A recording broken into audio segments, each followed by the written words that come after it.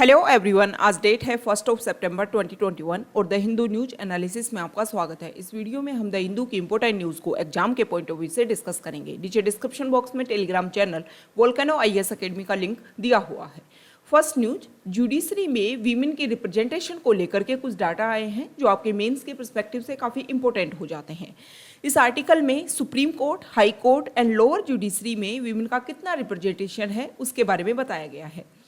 सबसे पहले अगर हम देखें 1989 में सुप्रीम कोर्ट में पहली वीमेन जज को अपॉइंट किया गया था, जब सुप्रीम कोर्ट को बने हुए 39 ईयर्स कंप्लीट हो गए थे।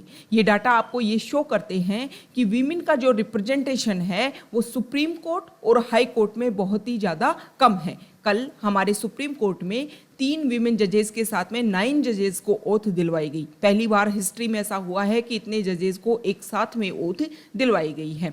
अब ये 3 जजेस जो हैं इनके नाम आपको याद रखने हैं। जस्टिस बीवी नागरथना, जस्टिस हिमा कोहली, जस्टिस बेला त्रिवेदी। पहली बार गुजरात हाई कोर्ट से ऐसा हुआ है जिसको सुप्रीम कोर्ट में जज के रूप में अपॉइंट किया गया है। ये तीनों नाम आपको ध्यान में रखने हैं। इसके अलावा अभी तक सिर्फ और सिर्फ 10 वीमेन जजेस ऐसी हैं जिन्होंने सुप्रीम कोर्ट में जज के रूप में काम किया है। जस्टिस बीवी नागरथना के बारे में ये बोला जा रहा है कि 2027 में हो सकता है कि वो हमारे इंडिया की सीजेआई बने और ऐसा पहली बार होगा कि कोई वीमेन जो है वो इंडिया की सीजेआई होंगी। इन सारे डाटा से एक बात हम क्लियर कर सकते हैं कि जुडिशरी लेवल पर अगर हम आएँ तो आज भी प्रेजेंट टाइम में वीमेन का जो रिप्रेजेंटेशन है वो काफ़ी लोअर है। सेम इसी तरीके से अगर हम हाई कोर्ट में रिप्रेजेंटेशन की बात करें तो वहाँ भी ज़्यादा स्थिति अच्छी नहीं है। ओनली 11% जजेज जो हैं वो वीमेन हैं। लोअर जुडिशरी में कुछ हालत, कुछ सिचुएशन जो है थोड़ी सी सही है। अब यहाँ पर सुप्रीम कोर्ट के बारे में बताया गया है कि 1950 में सुप्रीम कोर्ट को बनाया गया। उसके बाद में 39 ईयर्स जब उसको कंप्लीट हो रहे थे 1989 में, जब जस्टिस एम फातिमा बीवी पहली वहाँ पर जज बनी थी। ये सारे नाम देखो, नाम ज़्यादा नहीं ही हैं। इसको लेकर के भी क्वेश्चन आ सकता है। इस तरीके से पूछ सकते हैं कि जजेस को नाम दे देंगे और पूछ लेंगे कि सुप्रीम कोर्ट में से इनमें से कौन सुप्रीम कोर्ट की जज रही हुई हैं या नहीं रही हुई हैं। तो ये नाम आपको ध्यान में रखने हैं। प्रेजेंट टाइम में 3 जजेस को अपॉइंट किया गया है और इससे पहले जस्टिस इंदिरा बनर्जी ये हो रहे हैं। मतलब प्रेजेंट टाइम में सुप्रीम कोर्ट में 4 जजेस हैं। टोटल 33 जजेस में से 4 जजेस वीमेन जजेस हैं। अब यहाँ पर हाई कोर्ट की बात कर लेते हैं।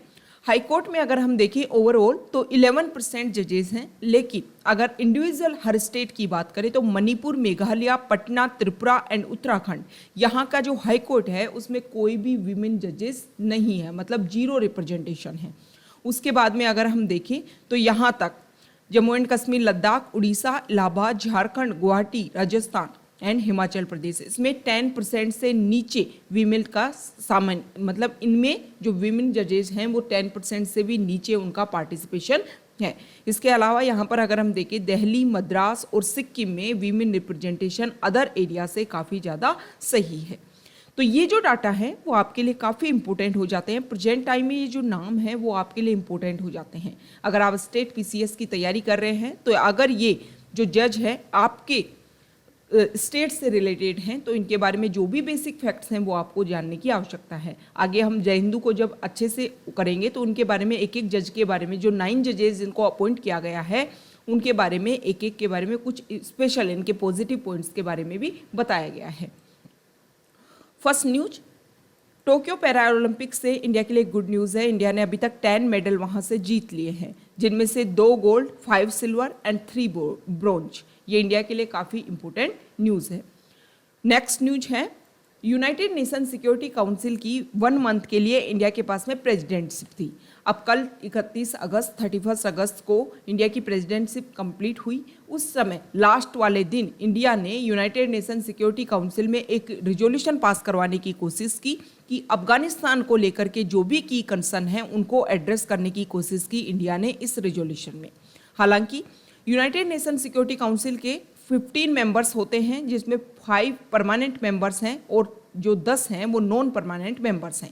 5 परमानेंट मेंबर्स को P5 कंट्रीज़ के नाम से जाना जाता है: China, France, Russia, UK and US. ये United Nation Security Council resolution 2593, इसमें गवर्नमेंट ऑफ इंडिया ने एक बात बोली कि स्पेशली अफगानिस्तान में जो भी गवर्नमेंट बने वहाँ पर उसकी जो लैंड है उसका यूज़ ना किया जाए किसी भी एरिया में टेररिज्म को इंक्रीज करने के लिए। ये मेजर कंसर्न था और इसी को लेकर के इंडिया इस रिजोल्यूशन को कम्प्लीटली पास करवाना चाहता था। अब इस रिजोल्यूशन में 13 वोट मिले। हालांकि इस रिजोल्यूशन के किसी ने भी अगेंस्ट में वोट नहीं डाला, सभी ने इसको सपोर्ट किया। लेकिन मेजर प्रॉब्लम ये है कि जो चाइना और रशिया के जो भी रिप्रेजेंटेटिव थे वो यहाँ पर प्रेजेंट नहीं थे। मतलब रशिया और चाइना के जो कंसर्न हैं वो अलग हैं, वो सबसे अलग डिफरेंट तरीके से इस प्रॉब्लम को सॉल्यूशन देने की कोशिश करना चाहते हैं। वो चाहते हैं कि अफगानिस्तान में उनकी डोमिनेंस क्रिएट हो और इस एरिया को अपने अंडर करके एक तरीके से मतलब अपने अकॉर्डिंग इस एरिया को यूज़ करने की वो कोशिश करने की कोशिश कर रहे हैं। ओके, नेक्स्ट न्यूज यहाँ देखो। इंडिया ने एक दिन में 1.09 करोड़ वैक्सीनेशन जैब दिलवाई गई है इंडिया में। तो एक नया न्यू माइलस्टोन है जिसमें इंडिया कंप्लीट वैक्सीनेशन जो अपना टारगेट है उसको अचीव करने के पास पहुंच रहा है।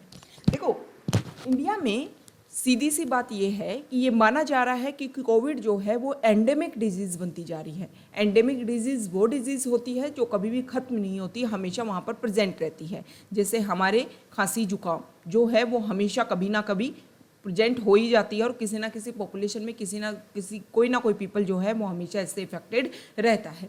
लेकिन कुछ डिजीज़ ऐसी होती है जैसे पोलियो, उनको इंडिया ने कम्प्लीटली इरेडिकेट करने की कोशिश की है। तो ऐसी डिजीज़ जिनको कंप्लीट इरेडिकेट किया जा सकता है वो डिजीज़ एंडेमिक नहीं होती है। अब इंडिया में ये बोला जा रहा है कि कोविड को लेकर के जिस तरीके से लोगों की इम्यूनिटी देखी जा रही है, लोगों में एंटीबॉडीज़ डेवलपमेंट देखा जा रहा है, उसके दो ही कारण हैं, एक तो वैक्सीनेशन और दूसरा है इन्फेक्शन। तो इंडिया में हो सकता है कि आने वाले समय में ना सिर्फ इंडिया बल्कि पूरे वर्ल्ड लेवल पर जो कोविड है वो एक एंडेमिक डिजीज़ बन करके रह जाए। एंडेमिक डिजीज़ वो डिजीज़ जब किसी भी डिजीज़ से रिलेटेड जो वायरस बैक्टीरिया है जो किसी एनिमल में प्रिजर्व रहते हैं, अब जब भी ह्यूमन उस एनिमल के कांटेक्ट में आएगा दोबारा से वो डिजीज़ जो है वो ह्यूमन पॉपुलेशन में स्प्रेड हो जाती है। नेक्स्ट न्यूज यहाँ देखिए। देखो, Delhi police commissioner IPS officer Rakesh Asthana को अपॉइंट किया गया था, वो गुजरात कैडर के हैं। इसको लेकर के पिटीशन डाली गई है दिल्ली हाई कोर्ट में और आज उसके ऊपर सुनवाई होगी कि राकेश अस्थाना की जो अपॉइंटमेंट हुई है वो गलत हुई है या फिर सही हुई है। एक एनजीओ ने अपनी पिटीशन में ये बात बोली थी। नेक्स्ट न्यूज, कुछ न्यूज़ मीडिया ने डिजिटल न्यूज़ मीडिया ने अपने आप को रेगुलेट करने के लिए जो भी सेंट्रल गवर्नमेंट के द्वारा न्यू इन्फॉर्मेशन टेक्नोलॉजी रूल्स लेकर के आई सेंट्रल गवर्नमेंट, उनके ऊपर उन्होंने पिटीशन डाली कि सेंट्रल गवर्नमेंट जो है वो कोड ऑफ एथिक्स के नाम पर इन न्यूज़ मीडिया को काउंटर करने की, इनको कंट्रोल करने की कोशिश कर रही है। लेकिन अब सेंट्रल गवर्नमेंट ने अपना एफिडेविट डाला है दिल्ली हाई कोर्ट में और उन्होंने ये बोला है, ये जो एफिडेविट है वो ministry of information and broadcasting and ministry of electronics and information technology दोनों ने मिलकर के एफिडेविट में एक बात बोली है कि बहुत सारे ऐसे वीडियो, बहुत सारी ऐसी न्यूज़ इंटरनेट के ऊपर वायरल हो जाती हैं जो इन्फॉर्मेशन मिसलीड करने की कोशिश करती हैं। उनकी वजह से जो फेक न्यूज़ है वो फैलती है और जिसकी वजह से काफ़ी क्लैश सोसाइटी में देखने को मिलता है। तो इनको काउंटर करने की आवश्यकता है क्योंकि पब्लिक ऑर्डर को ये एक तरीके से डिस्टर्ब करते हैं और पब्लिक ऑर्डर, सेफ्टी, सिक्योरिटी को बनाए रखने के लिए जो भी फेक न्यूज़ है, जो भी डिसइंफॉर्मेशन डिजिटल मीडिया के ऊपर फैलती हैं, उन इंसिडेंट को लेकर के डिजिटल मीडिया को रिस्पॉन्सिबल बनाने की आवश्यकता है। क्योंकि जब तक वो रिस्पॉन्सिबल नहीं होंगे तब तक इसी तरीके की फेक न्यूज़ डिजिटल मीडिया पे स्प्रेड होंगी और इसी तरीके जो इनोसेंट पीपल है उनकी डेथ होती रहेगी। नेक्स्ट न्यूज यहाँ देखिए। देखो, गुरुग्राम के पास में बहुत सारे ऐसे सिटीजन्स जिसमें लगभग 200 लोग, फरीदाबाद, गुरुग्राम और इसके आसपास में जो भंदवरी जो लैंडफिल है वहाँ के आसपास के जो लोग हैं वो Haryana state pollution control board में रिप्रेजेंट होते हैं और उन्होंने ये बोला है कि 25 megawatt waste to energy plant वो सेटअप करना चाहते हैं। इसका कारण ये है कि जो भी यहाँ पर जो भी वेस्टेज डाला जाता है इस लैंडफिल में उसका यूज़ किया जाए एनर्जी रिप्रोड्यूस करने के लिए। क्योंकि रेगुलर जब किसी लैंडफिल एरिया में वेस्टेज डाला जाता है तो एक टाइम के बाद में जब लैंडफिल एरिया कवर हो जाता है तो उसके बाद में जो भी वहाँ आसपास के एग्रीकल्चर लैंड है उसको काफ़ी इफेक्ट देखने को मिलता है। इसके अलावा जो आसपास के एरिया में जो पॉपुलेशन रहती है उसको भी इस वेस्टेज की वजह से काफ़ी प्रॉब्लम्स होती हैं। तो इसको ध्यान में रख कर के ये लोग चाहते हैं कि वेस्ट टू एनर्जी प्लांट यहाँ पर एस्टेब्लिश किया जाए, इससे यहाँ पर जो भी पोल्यूशन लेवल इंक्रीज हो रहा है उसको काउंटर करने की कोशिश की जाए। Next news, NCRPB the National Capital Region Planning Board. ये जो National Capital Region Planning Board है इसने एनसीआर का जो भी रीजनल एरिया है वहाँ पर आने वाले समय में रीजनल प्लान 2041 इस टाइम के लिए उन्होंने अपना ड्राफ्ट तैयार किया है कि किस तरीके से एनसीआर रीजन में डेवलपमेंट होगा। उन्होंने बोला कि हाई डेवलपमेंट होगा, 5 to 8 new greenfield township develop की जाए और बहुत ही हाई राइज इस तरीके की जो बिल्डिंग्स है वो डेवलप होने वाली है। जनवरी 2021 में उन्होंने दिल्ली, उत्तर प्रदेश, हरियाणा और राजस्थान को जनवरी में उन्होंने इनको अपनी जो एक ड्राफ्ट बनाया था वो उनको भेजा था कि आप इसके ऊपर अपनी रिकमेंडेशन दीजिए और जो भी आपको पॉइंट्स, जो भी आपको लगता है कि इस पॉइंट्स के ऊपर कमेंट किया जा सकता है, इसको बेटर वे में इम्प्लीमेंट किया जा सकता है, इसको लेकर के आप अपने डिसीजन बताइए। अब इसमें ये जो ड्राफ्ट रिलीज हुआ है इसमें बहुत सारे जो एक्टिविस्ट हैं वो कई प्रॉब्लम्स वो क्रिएट कर रहे हैं कि ये सारी जो प्रॉब्लम्स है, ये सारी जो पॉइंट्स हैं को वो एक तरीके से कंसर्न क्रिएट करने वाले हैं। जैसे कि total forest cover should be 10% of the total area of the region, उसके बारे में इस ड्राफ्ट में कोई भी ध्यान नहीं दिया गया है। इसके अलावा जो भी रिवर बेड है, बैंक्स है, एरियाज़ है, रिवर वाला जो एरियाज़ है वहाँ पर कोई भी कंस्ट्रक्शन, हैबिटेशन एक्टिविटीज़ परमिटेड नहीं होनी चाहिए, इसके ऊपर भी कोई डिटेल्ड डिस्कशन नहीं किया गया है।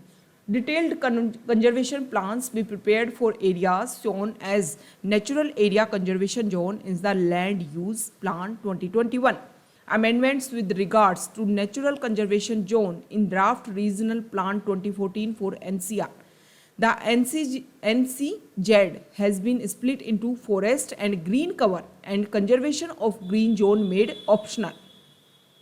0.5% of total area under the NCZ is allowed for related compatible development which could be either as one place or at multiple locations. Okay. The monuments, man-made heritage sites, conservation heritage areas be identified in the master zonal plans of each town and detailed conservation plans be prepared for their protection and conservation. Bring more areas under forest as to maintain the ecological balance in this region. All wasteland identified in the existing land use 1999 and proposed land use plan 2021 and proposed to be brought under forest cover. कुछ problems हैं जैसे forest cover को लेकर के, कुछ problems है कि river वाले एरिया में जो भी कंस्ट्रक्शन है इनके बारे में कुछ क्लियरली नहीं बोला गया है। इसके अलावा किस तरीके से ग्रीनरी रखा जाएगा, किस तरीके से जो भी वेस्टेज है उसको डिपॉजिट करने की कोशिश की जाएगी, इन सब को लेकर के, हालांकि जो मोन्यूमेंट्स हैं उनको लेकर के बोला गया है कि उनको प्रिजर्व करने की कोशिश की जाएगी। अब यहाँ पर जो भी कमेंट्स आई, जो भी रिकमेंडेशंस आई, जैसे कि देखो ये जो भी रीजनल प्लान 2014 है इसमें नेशनल कैपिटल रीजन एनसीआर वाले रीजन में रिकमेंडेशन दी गई कि एनवायरनमेंट को प्रोटेक्ट करने के लिए उनकी मॉनिटरिंग, इम्प्रूव्ड मॉनिटरिंग हो, यमुना रिवर में जो फ्लो ऑफ वाटर है वो रेगुलर बना रहे, green corridors, roads and floating water drones to clean rivers among others. इन सारी सिचुएशन के ऊपर बोला गया है कि ये सारी चीज़ें इम्प्लीमेंट होनी चाहिए। ओके। इसके अलावा air quality, noise pollution, surface water quality, waste management, forest and biodiversity, इनको लेकर के भी रिकमेंडेशंस दी गई हैं यहाँ पर। इसके अलावा एनसीआर में जो भी कनेक्टिविटी है वो बहुत फास्ट होनी चाहिए। एनसीआर रीजन के लिए बोला गया है कि अदर एरियाज से जो सेंट्रल एरियाज़ है उसको कनेक्ट करने के लिए जो बुलेट ट्रेन है, सुपर फास्ट ट्रेन जो है वो चलाई जाएंगी ताकि जो कनेक्टिविटी है बहुत ही आसान हो और बहुत ही फास्ट तरीके से दिल्ली तक पहुँचा जा सके। नेक्स्ट न्यूज देखो, केरला हाई कोर्ट ने वहाँ की गवर्नमेंट से बोला है कि आप एक ऐसा पोर्टल बनाइए, उस पोर्टल में जो भी लोग चाहते हैं वो वहाँ पर अपना कंट्रीब्यूशन दे सकते हैं, जिसमें individual, companies, non resident Indians, non governmental organisation अपना यहाँ पर कंट्रीब्यूशन दे, जिससे उस पैसे का यूज़ किया जा सकता है मोबाइल्स एंड डिजिटल गैजेट्स खरीदने के लिए, उन बच्चों को देने के लिए जिन बच्चों ने ये रिट डाली है कि उनके पास में इस तरीके की कोई भी ऑनलाइन सुविधा नहीं है, ताकि वो एजुकेशन से अपने आप को रिलेट कर सके। तो ये मेजर प्रॉब्लम है। पहले भी हमने इस तरीके के डाटा डिस्कस किए हैं कि बहुत सारे एरिया अभी भी हमारे ऐसे हैं, लगभग 1.5 ईयर्स से जो ऑनलाइन एजुकेशन की तरफ कोविड की वजह से ऑनलाइन एजुकेशन दी जा रही है, और ऐसे बच्चे जिनके पास में स्मार्टफोन नहीं है, तो सोचो कि वो उनका कंपटीशन उन बच्चों से कैसे होगा जिन्होंने 1.5 ईयर्स तक रेगुलर ऑनलाइन क्लासेज ली हैं। तो ये बच्चे जो हैं एक तरीके से जो इक्वलिटी मिलनी चाहिए, इक्वलिटी आप दे ही नहीं पा रहे हो। आपके पास में बहुत सारे बच्चे ऐसे हैं जिनके पास सब कुछ उपलब्ध है, बहुत सारे बच्चे ऐसे हैं जिनके पास में बेसिक जो फाउंडेशन होना चाहिए एजुकेशन का वो भी प्रोवाइड नहीं है, तो वो उनका कंपटीशन कैसे हो पाएगा।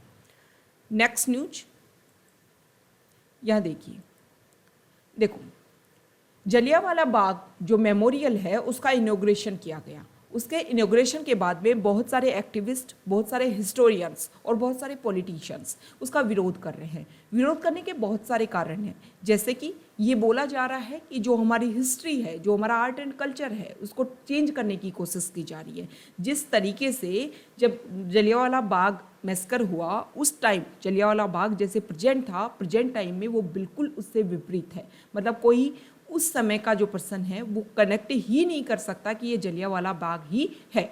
इसके बारे में ये भी बोला जा रहा है कि देखो जापान में 1945 में वर्ल्ड वॉर सेकेंड के बाद में जब वहाँ पर हिरोशिमा और नागासाकी में परमाणु बम गिराए गए, तो उसके बाद में अभी तक जापान ने हिरोशिमा को चेंज करने की कोशिश नहीं की है। सेम उसी तरीके से उसको कंजर्व किया गया है, और लोग वहाँ पर विजिट करने के बाद में एक ही बात बोलते हैं कि इस तरीके का जो इंसिडेंट है वो दोबारा नहीं होना चाहिए। सेम इसी तरीके से बोला जा रहा है कि जो हमारा जलियांवाला बाग है, अगर वो भी नेचुरल तरीके से रहता तो लोग उससे ज़्यादा कनेक्ट कर पाते। इसी को लेकर के कंसर्न है। हालांकि ये बोला जा रहा है कि 1961 के समय में, ये देखो कांग्रेस पार्टी के जो लोग हैं इसका विरोध कर रहे हैं, तो 1961 के समय में जब पहली बार जलियांवाला बाग को चेंज करने की कोशिश की गई थी, तब भी उसमें काफ़ी चेंज कर दिए गए थे। तो जब अब अपोजिशन पार्टी इसका विरोध कर रही है, तो पहले तो 1961 के समय तो उन्हीं के समय में ही सब कुछ हुआ था ना। तो सिर्फ और सिर्फ जो आपकी गवर्नमेंट है उसकी पॉलिसीज को विरोध करना ही जरूरी नहीं है। आपने जो गलतियां की, जो मिस्टेक की, उन्हीं को प्रेजेंट टाइम में दोहराया जा रहा है ना। नेक्स्ट न्यूज यहाँ देखिए, इंडिया ने तालिबान के जो भी मेंबर्स हैं उनके साथ में कतर की जो कैपिटल दोहा है वहाँ पर मीटिंग की। मीटिंग करने का एक ही कारण है, वो चाहते हैं कि जो भी इंडियन नेशनल्स अफगानिस्तान में प्रेजेंट टाइम में मौजूद है उनकी सेफ्टी, सिक्योरिटी, उनका जो रिटर्न है वो मतलब डेफिनेट होना चाहिए। उसी को लेकर के डिस्कशन किया गया। नेक्स्ट न्यूज है, सार्क जो ऑर्गेनाइजेशन है उसमें अफगानिस्तान की क्या मेंबरशिप होगी, इसको लेकर के कंसर्न है। अब आपको नीचे कमेंट बॉक्स में ये बताना है कि सार्क ऑर्गेनाइजेशन के जो मेंबर्स हैं उनके क्या क्या नाम हैं और कब इसको एस्टेब्लिश किया गया था, इसका हेडक्वार्टर कहाँ पर सिचुएटेड है।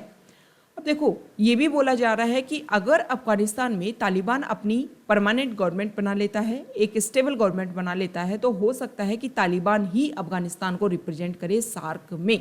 ओके, नेक्स्ट न्यूज है, सुप्रीम कोर्ट में पहली बार 9 सुप्रीम कोर्ट जजेस को ओथ दिलवाई गई एक साथ में। ये पहली बार हिस्ट्री में ऐसा हुआ है। ओके, या जो भी जजेस हैं उनका नाम आपको ध्यान में रखना है। जैसे कि एक जस्टिस अभय श्रीनिवास हैं, वो कर्नाटका हाईकोर्ट के जस्टिस थे। उन्होंने कोविड-19 मैनेजमेंट के दौरान स्टेट में जो डायरेक्शन दी वो काफ़ी ज़्यादा इम्पोर्टेंट है। इसके अलावा विक्रमनाथ जस्टिस, उन्होंने कोविड-19 के जो डाटा है उसमें ट्रांसपेरेंसी की नीड है, इसको हाईलाइट किया था। जस्टिस जितेंद्र कुमार, ये आंध्र प्रदेश के जस्टिस रह चुके हैं और सिक्किम हाई कोर्ट के भी जस्टिस। जस्टिस हिमा कोहली, उन्होंने पेंडेमिक के दौरान जो मेडिकल ट्रीटमेंट, कि आप नॉर्मल जो मेडिकल ट्रीटमेंट है उसको डिनाई नहीं कर सकते हो, इसको लेकर के इम्पोर्टेंट स्टेटमेंट उन्होंने दिया था। जस्टिस नागरथना जो है वो वीमेन राइट्स की एक वोकल चैंपियन के रूप में उन्होंने काम किया है। Okay, justice CT Ravi Kumar, ये जो नाम है ना, ये वही 9 जजेस हैं जो शामिल किए गए हैं जुडिशरी में। Justice CT Ravi Kumar Kerala high court के जज, और उन्होंने इम्पोर्टेंट स्टेटमेंट दिया है कि जो भी आपकी मतलब ट्रायल जो है वो स्पीडी होनी चाहिए, क्योंकि law is law but life is short. बहुत लोग ऐसे होते हैं जिनकी लाइफ गुजर जाती है लेकिन उनको जस्टिस मिल ही नहीं पाता है। जस्टिस एम सुंदरेश, इसके अलावा जस्टिस बेला एम त्रिवेदी, पहली बार ऐसा हुआ है गुजरात हाई कोर्ट से जिसको सुप्रीम कोर्ट में एलिवेटेड किया गया है। फर्स्ट वीमेन जज from the Gujarat high court to be elevated to the supreme court. Justice PS Narasimha, ये इंडिया के एडिशनल सॉलिसिटर जनरल थे और इनको सुप्रीम कोर्ट बार से डायरेक्ट इनको सुप्रीम कोर्ट जज के ऊपर अपॉइंट किया गया है। नेक्स्ट न्यूज यहाँ देखिए, देखो स्कूल जो है वो हर स्टेट में ओपन होती जा रही हैं, उसी को लेकर के बोला जा रहा है कि सितंबर 30 तक जब भी सभी जो स्कूल स्टाफ हैं उनको फर्स्ट जैब दे दी जाएगी, मतलब वैक्सीन की जो फर्स्ट डोज है वो उनको दे दी जाएगी। नेक्स्ट न्यूज देखो, फॉरेन पेज से न्यूज है। यहाँ पर चाइना ने एक तरीके से, चाइना जो है वो इंडियन ओशन वाले रीजन में अपनी कनेक्टिविटी बनाने के लिए कई एफर्ट्स करता है। जैसे कि जो भी ग्वादर जो पोर्ट है, ग्वादर पोर्ट पाकिस्तान में चाइना डेवलप करने की कोशिश कर रहा था। CPEC China Pakistan economic corridor के तहत अपनी कनेक्टिविटी बनाने के लिए अरेबियन सी में अपनी कनेक्टिविटी बनाया, ताकि जो अफ्रीकन कॉन्टिनेंट्स हैं, जो वेस्ट एशिया कंट्रीज़ हैं, उन तक अपनी कनेक्टिविटी बना सके। अब उस एरिया में सिक्योरिटी को लेकर के कुछ कंसर्न क्रिएट हुए, जिसकी वजह से ग्वादर जो एयरपोर्ट है वहाँ पर कुछ लंबे समय से कुछ इशू बने हुए हैं। इसीलिए चाइना ये चाहता है, चाइना ने पहली बार railway line from the Myanmar border to the key commercial hub of Chengdu in western China that provides China a new road rail transportation channel to the Indian Ocean were delivered last week, state media reported on Tuesday। यहाँ से इस area से यहाँ तक China connect करेगा और उसके बाद में ये म्यांमार वाला जो रीजन है वहाँ पर कनेक्ट करेगा। यहाँ पर एक पोर्ट डेवलप करने की भी कोशिश कर रहा है म्यांमार में चाइना। तो एक तरीके से जो चाइना है वो अपना ट्रेड कॉरिडोर बढ़ा करके जो भी यहाँ पर एरिया है, कौन सा वाला एरिया, इंडियन ओशन वाला एरिया, वहाँ पर अपनी कनेक्टिविटी इंक्रीज करने की कोशिश कर रहा है। नेक्स्ट न्यूज, ठीक है, देखो 31 अगस्त लास्ट डे थी जब तक US को अपनी कंप्लीट आर्मी को यहाँ से निकालना था। हालांकि कुछ लगभग 200 के लगभग US सिटीजन अभी भी अफगानिस्तान कंट्री में बने हुए हैं, लेकिन जो तालिबान हैं उन्होंने इसका सेलिब्रेट किया। उन्होंने बोला कि ये उनकी विक्ट्री है। लगभग 2 डेकेड से US आर्मी यहाँ पर बनी हुई थी, लेकिन जो भी उनका टारगेट था, जो भी उनका एम था कि यहाँ पर स्टेबल गवर्नमेंट एस्टेब्लिश हो सके, उसको वो कम्प्लीटली अचीव नहीं कर पाई। तालिबान ने कुछ ही समय में जब ओवरटर्न करने की, जैसे ही US ने बोला कि वो यहाँ से बाहर जा रहे हैं, अपने कंट्री वापस लौट रहे हैं, तालिबान ने कुछ ही समय में अफगानिस्तान को अपने अंडर कर लिया। मतलब जो यहाँ पर वर्क हुआ वो ग्राउंड लेवल पर ट्रांसफॉर्मेशन जो होना चाहिए था वो हो ही नहीं पाया। सिर्फ आपने यहाँ से फायर किया, US आर्मी ने काउंटर में जो तालिबान है उसने फायर किया। कोई भी ग्राउंड लेवल पर जो भी यूथ है उसको इस तरीके से चेंज होने से रोका नहीं जा सका। उसी का कारण रहा कि तालिबान ने जो अपनी आर्मी है वो बहुत ज़्यादा डेवलप की, लोगों के साथ में इस तरीके के रिलेशन उन्होंने बनाए कि कुछ ही समय में बिना किसी मेजर कन्फ्लिक्ट के कंप्लीट एरिया को, अफगानिस्तान को अपने अंडर कर लिया। तो ये आज का हमारा डिस्कशन था। Okay, thank you.